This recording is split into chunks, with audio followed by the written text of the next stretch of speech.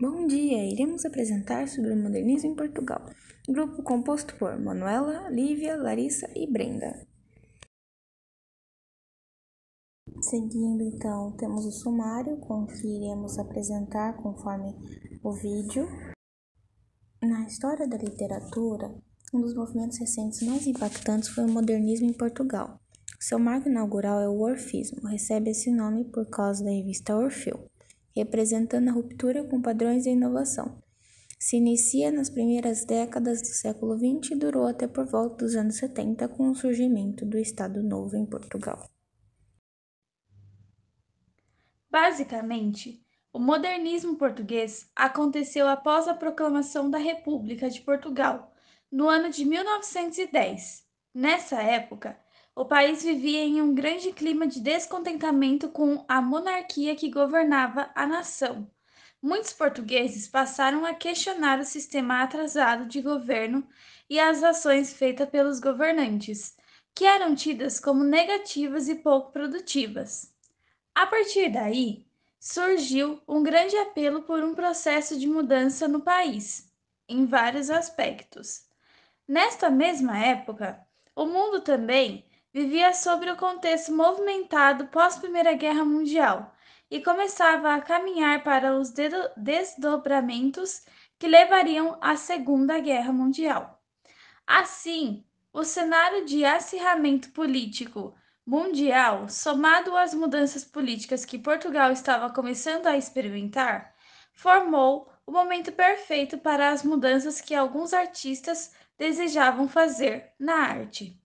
Fernando Pessoa, Almada Negreiros, Mário de Sá Carneiro, entre outros artistas, se juntaram e lançaram a revista Orfeu. O projeto tinha como principal função publicar as produções desses artistas que buscavam a inovação artística. A revista foi lançada no ano de 1915 e é oficialmente considerada o início do modernismo em Portugal. O modernismo em Portugal foi um movimento artístico que trouxe uma nova forma de produzir e consumir a arte. Os artistas modernistas portugueses buscavam sempre trazer a ousadia e a revolução em suas produções.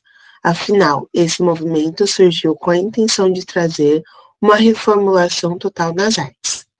Suas principais características são a presença das transformações tecnológicas da época, os questionamentos e reflexões sobre os assuntos sociais polêmicos, a oposição às normas e às regras, a presença de originalidade e espírito crítico, o distanciamento do sentimentalismo, o questionamento das convenções literárias tradicionais, como a métrica poética, e a valorização da escrita cotidiana e corriqueira, em detrimento da norma culta.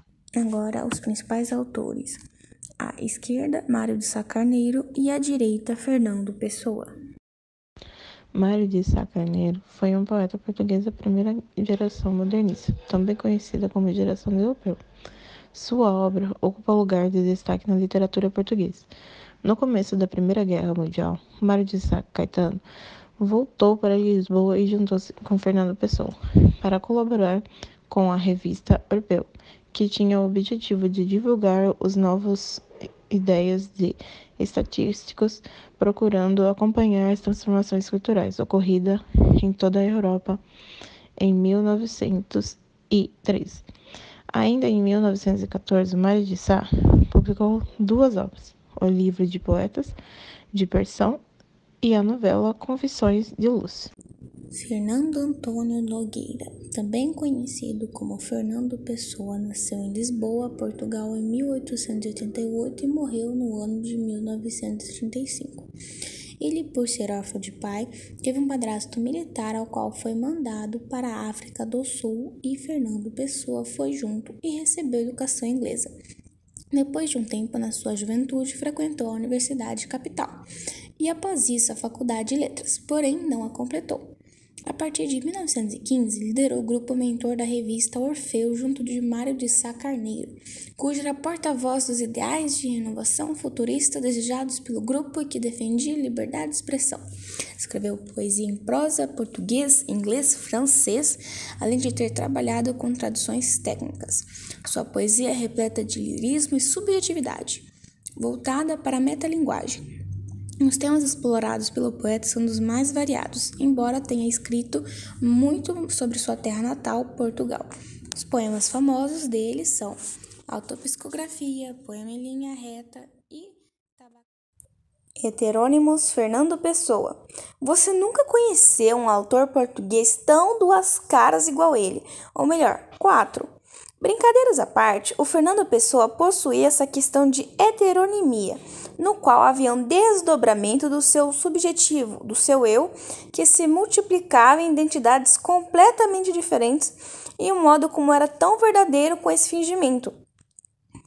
E seus heterônimos são Alberto Caeiro, Álvaro de Campos e Ricardo Reis e Bernardo Soares. Alberto Caeiro nasceu em Lisboa em 16 de abril de 1889. Órfão de pai e mãe, só teve instrução primária e viveu quase toda a vida no campo, sob a proteção de uma tia. Poeta de contato com a natureza, extraindo dela os valores ingênuos com os quais alimenta a alma. Objetividade em sua escrita. Já Ricardo Reis nasceu na cidade de Porto, Portugal.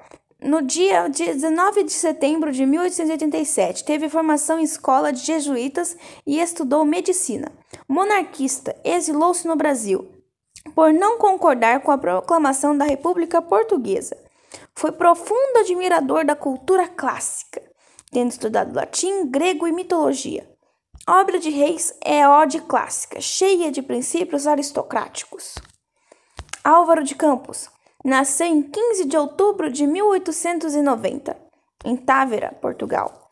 Era engenheiro naval, alto, magro, entre branco e moreno, tipo vagamente de judeu português, cabelo liso e normalmente apartado ao lado.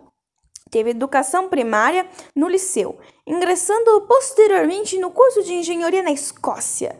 Aprendeu latim com um tio que era padre. Surgiu em oposição a Ricardo Reis, pois eram muito diferentes, apesar de também ser discípulo do heterônimo Alberto Caeiro. Suas poesias expressam uma visão de mundo mais pessimista.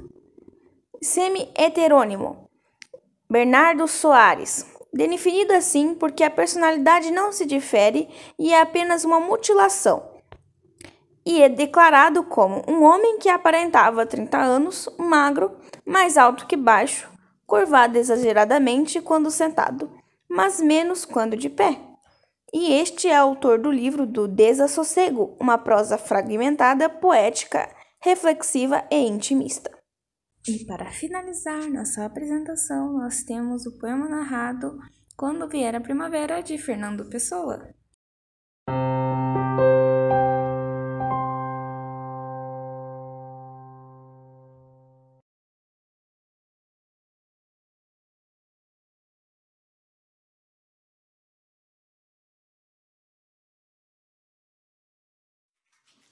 Quando vier a primavera, se eu já estiver morto, as flores florirão da mesma maneira, e as árvores não serão menos verdes que na primavera passada. A realidade não precisa de mim. Sinto uma alegria enorme ao pensar que a minha morte não tem importância nenhuma. Se soubesse que amanhã morria e a primavera era depois de amanhã, morreria contente, porque ela era depois de amanhã. Se esse é o seu tempo, quando haveria ela de vir, se não no seu tempo? Gosto que tudo seja real e que tudo esteja certo. E gosto porque assim seria, mesmo se eu não gostasse.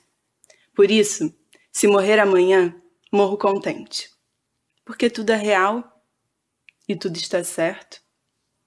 Podem rezar latim sobre o meu caixão se quiserem. Se quiserem, podem dançar e cantar à roda dele. Eu não tenho preferências para quando já não puder ter preferências. O que for, quando for, é que será o que é.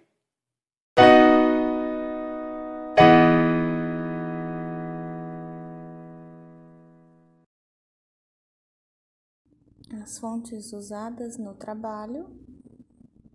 E muito obrigada pela atenção e um ótimo dia a todos!